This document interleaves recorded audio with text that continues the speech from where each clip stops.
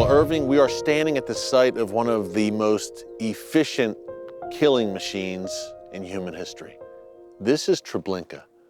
Next to Auschwitz, which you survived, this was the most notorious killing field of the Nazi regime. The Nazis leveled Treblinka. There's not a lot of signs of the camp here now, but set the scene for us a bit. Tell us where we are and why it's so important. We are in the most efficient, or at least one of the most efficient killing fields ever created by mankind. All that happened here is Jews were brought here under the pretext they're being resettled. There was a train station, there was a train schedule, just to make sure there's no panic. But the moment you arrived here, the process began. Immediately, the gassing, the burning. You got off that train a few yards from where we're standing right now, Irving, and you were literally pushed into the gas chamber. Into the gas chamber. And now you had bodies, you had to burn them. Now they destroyed that completely. There were no huge number of barracks, unlike Auschwitz. You have a huge number because there was also a slave labor camp. Here, nothing. The only few people who really stayed for a period of time are those who were necessary to run it. And the moment the killing was done, it was dismantled. About a year and a half period. Yeah. Summer 1942 to the fall of 1943. That's correct. And during that period, 10,000 people a day were killed. On the average, So yes. people at home understand that it boggles the mind. 10,000 people a day were killed right here, close to 1 million, up to 900,000 overall, right here. In this small space. In this small space. The Nazis, cowards that they are, leveled this site to hide their crimes. But we do have some very moving memorials. Tell us about this stone right here. It says never again. I know that, that's English, but there's a few languages there. Tell us about that stone, that memorial. It's very critical. This was accomplished by human beings. This was accomplished by intelligent, bright, educated, sophisticated people. This must never happen again to anyone. This must be a message to the whole world. Man is capable to crimes unimaginable, but they must not happen. So we must understand every aspect, the step-by-step process, the whole process by I hate you because of who you are. You don't belong. Step by step. All those signs, I call them signposts along the road to Auschwitz. Never again must we allow this to happen to anyone.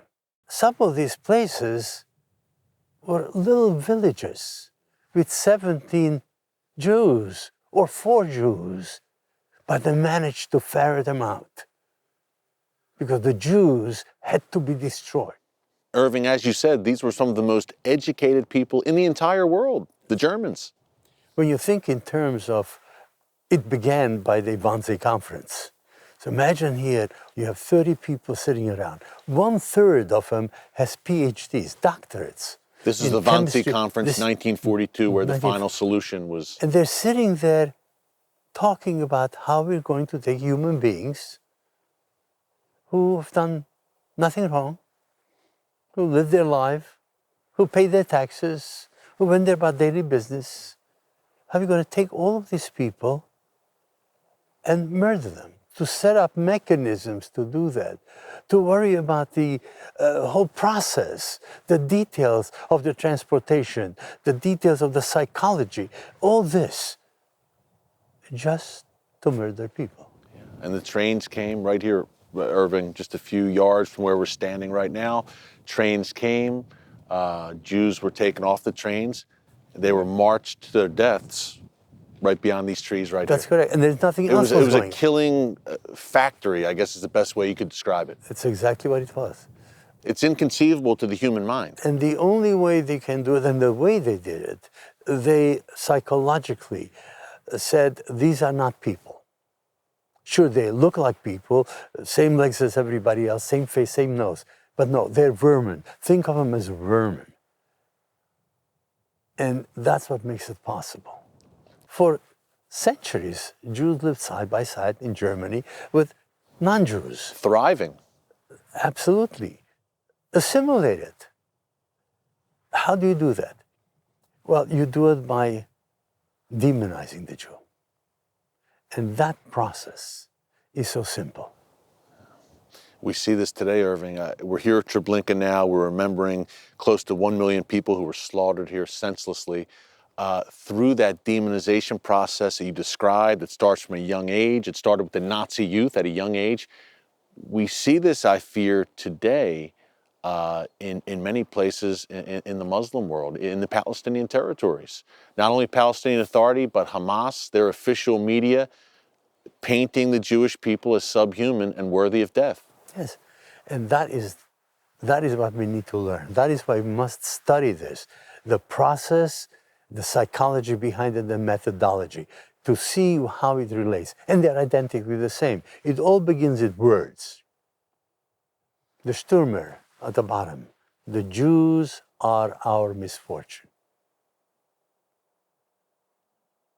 Paintings, cartoons, all that is part and parcel of this transformation. Germany lost World War I because of the Jews. That was Hitler's message.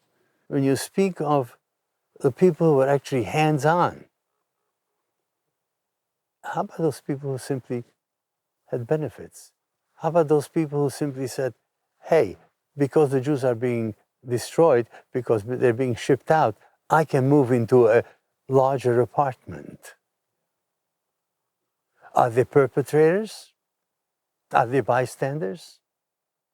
I'm not so sure there's such a thing as a bystander. Why is it so important for Christians to know what happened here, to be aware of what happened here at Treblinka, at Auschwitz, and at other sites of the Holocaust? Auschwitz, Treblinka happened as a part of an overall step-by-step process. It begins by words. The Jews are our misfortune. You bring those same words into the school system. So the young begin to hate. Of course, the word anti-Semitism is bandied around a lot. Let's step back for a moment. What does that mean? Because the original word that was used in German was Judenhasse, the hatred of Jews. And that's what anti-Semitism is. It's pure, unadulterated hatred, for no reason at all. I've spoken in schools and other venues where someone would say, well, how do you know there was such a thing as a gas chamber? Because if you would have been actually an eyewitness to the gassing, you wouldn't be here. And so I proceed to explain how we know, how I know. How is it possible that I came to Auschwitz in May of 1944 with my grandfather and grandmother and aunt and cousin, and suddenly they all disappeared? To where? The tons upon tons upon tons of Zyklon B, poison gas. For what purpose? To kill 3 roaches? But all facts don't matter. And that is one of the problems. One of the hallmarks, one of the signposts along the way is lies, fabrications. Well, we're not going to omit anything here at Treblinka in our work at Christians United for Israel. We're going to tell the truth, Irving. Thank God we have you to bring it to us. Irving, thank you so much. But we're not done with you. We're going to spend a little bit more time here at Treblinka with you at a very special memorial that you're going to tell us more about in a minute. My pleasure. It's a responsibility that I have.